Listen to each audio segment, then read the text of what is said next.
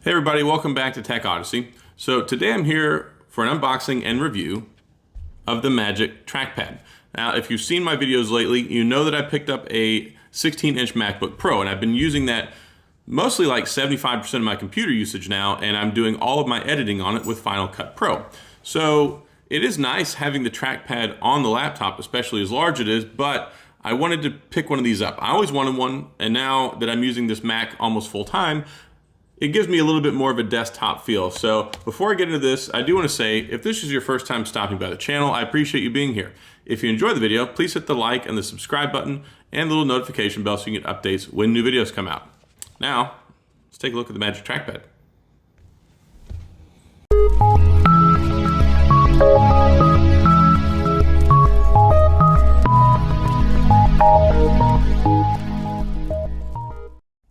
All right, so here we are with the Magic Trackpad. Now this is actually the Magic Trackpad 2. It doesn't say that on the front, but if you look on the back, it does say Magic Trackpad 2. So this one is actually larger than the last one, which is nice, and it kind of coincides with the larger touchpad that you have on the MacBooks. So it's basically the same size. And that's kind of what I think they were going for whenever they made this, because it's replicating the functionality of the touchpad, but typically for a desktop experience. Now, I think I'm in a minority here because I'm using it as an additional mouse for my laptop. I use my laptop more as a desktop than I do as a laptop, so it's nice to have it separated and not be kind of all cramped up in the workspace there. So you can see it comes with the trackpad. It also comes with the traditional lightning charging cable, which is what you're going to use to charge this and also connect it to your laptop, your desktop, whatever, the very first time, so that you can pair it. Now you see the magical documentation in here, which is not so magical, but it is helpful. I did actually crack it open and look at it, and it tells you about the different functionality with the swiping with two fingers left or right to go forward or backward on certain things, or the force press. So you might want to give it a read if you're not familiar with how the touchpad on the laptops work. So to get this paired up and ready to go, first of all, you got to pop the power switch on, and thankfully it comes partially charged already, which is cool. And then you just plug this in. Now, here's an obstacle that I had to overcome, which wasn't very difficult because I have this hub that I use for my laptop all the time. On the new MacBook Pros and some of the more recent ones, they only have a USB-C port. That's kind of problematic whenever they give you a cord that's Lightning to USB Type A. This, of course, is designed more for a desktop application or the iMac, whatever you want to use, as opposed to the laptop, because, of course, the laptop already has one built in. And like I said, I'm kind of in the minority there, but I like it being separated away from the regular keyboard. I can kind of sit back, browse. It's great, more so for content creation than it is just for day-to-day usage. So once you get it plugged in, it'll get paired. It'll give you a little pop-up in the top right corner there saying that your Magic Trackpad is ready to go.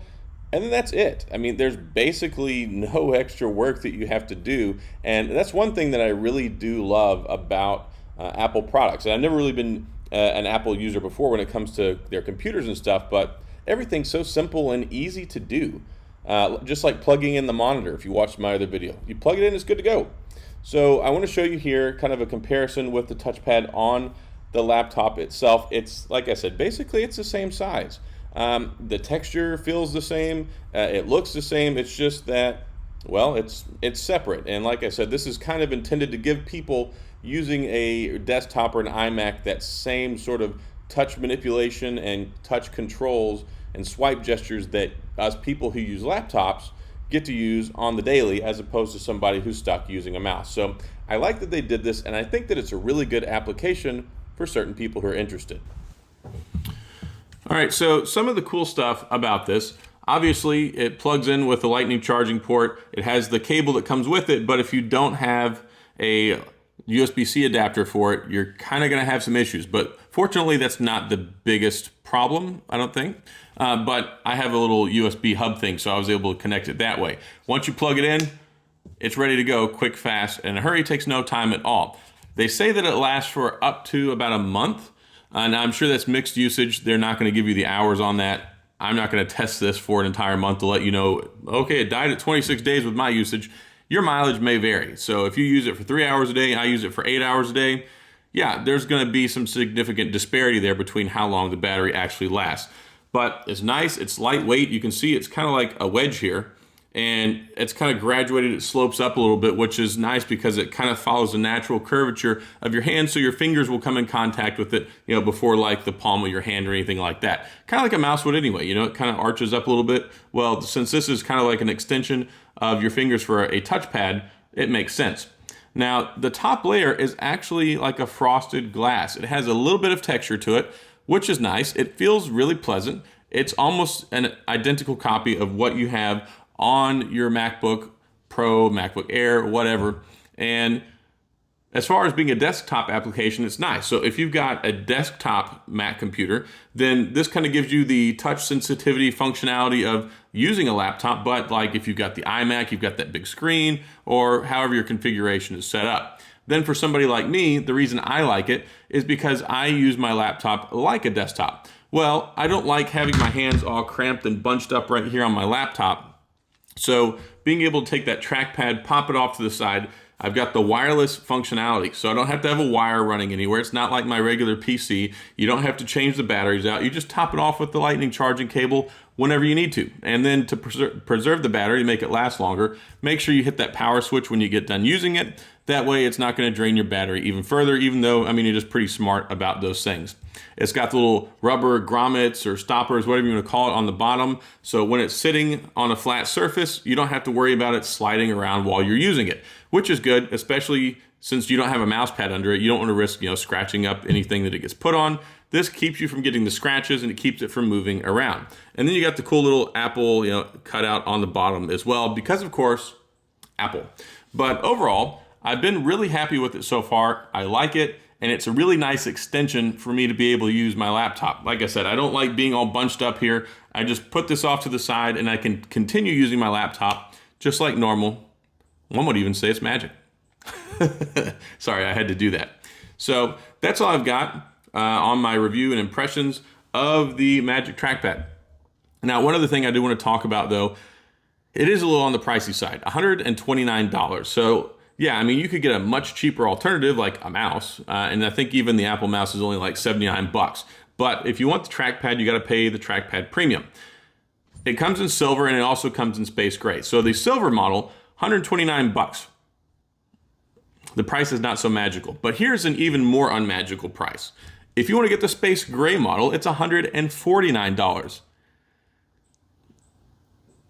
Yeah, because I guess, just the Apple Premium. It's kind of frustrating too, because I have a space gray MacBook, and now I have a silver Magic Touchpad. Now, I do like it. Magic Trackpad. Keep wanting to call it Touchpad. The Magic Trackpad, like I said, I have a space gray laptop. This is silver. It doesn't really irk me that much because the colors are not so dissimilar that it really bothers me. But one, the space gray ones are sold out pretty much everywhere I looked at, so they seem to be harder to find. And then two, it costs you more money. And it's the same product. So unless you're just going to have a lot of heartache about having a different colored Magic Trackpad than you are the computer, probably not the end of the world. But if you like having the touchpad sensitivity features of the regular trackpad you have on the laptop, then this is really, really nice. It looks sharp. There's no wires. And that's one thing I really like about Apple products. They're very good about making things that work really well, that integrate really well into your day-to-day life, and they don't get in the way. So I will call that magical, but the price, not so magical. But anyway, like anything with Apple, you typically get what you pay for. It seems like it's built really well, and it should last a really long time. And of course, you can use it with multiple different platforms. So you can use it with your laptop, you can use it with your desktop. It's a very versatile product, just like a normal mouse. So that's all I've got on my review and impressions and unboxing of the Generation 2 Apple Magic Trackpad. So again, kind of pricey, but I like it. It was totally worth it for me, so I don't want to downplay it in that regard. If it's something you want, you're probably going to enjoy it. You're probably not going to mind paying for it. But if you don't want one, of course, that price is very easy to be critical about. So that's all I've got. If you have any questions or comments, please feel free to leave them down in the comments section. I'll get back with you. If you enjoyed the video, like I said in the beginning, please hit the like and the subscribe button and the little notification bell so you get updates when new videos come out.